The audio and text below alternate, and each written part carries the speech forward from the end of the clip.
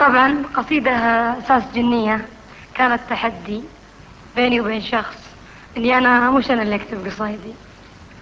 طبعا تعرفون انا انتمي لقبيلة عريقة، يعني قبيلة المرة، واتشرف بصراحة.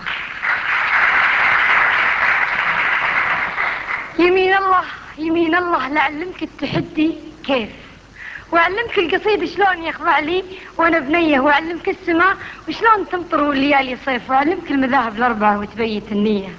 أنا بقولها لك جد، ترى ما ينفعك يا حيف، وإذا أنك أنس يا عمي تراني ساس جنية.